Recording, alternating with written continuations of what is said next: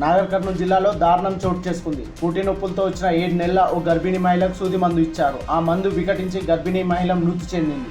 ఈ సంఘటన ఆదివారం నాగర్ కర్నూలు జిల్లా కేంద్రంలోని ప్రియాంక ఆసుపత్రిలో చోటు చేసుకుంది. బాధిత కుటుంబ సభ్యులు తెలిపిన వివరాల ప్రకారం తాడూరు మండల కేంద్రానికి చెందిన మహేందర్, పద్మ ఇద్దరికి 20 ఏళ్ల క్రితం వివాహమైంది.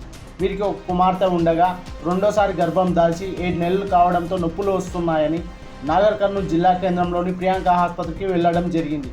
ఆసుపత్రిలో డాక్టర్ లేకపోవడంతో పనిచేసే నర్సులు స్కానింగ్ చేసి సూదులు ఇవ్వడం జరిగింది. కొద్దిసేపటికి పరిస్థితి విషమించడంతో జిల్లా ఆసుపత్రికి తీసుకెళ్లాలంటూ బాధితులకు నర్సులు చెప్పారు. అంతలోనే గర్భిణీ మహిళ మృతి చెందింది. దీంతో ఆసుపత్రి వర్గాల నిర్లక్ష్యంతోనే మహిళ మృతి చెందిందని బంధువులు ఆసుపత్రి ముందు బైఠాయించి రాస్తారోకో చేపట్టారు. మృతికి కారణమైన ఆసుపత్రిపై చర్యలు తీసుకోవాలని డిమాండ్ చేశారు.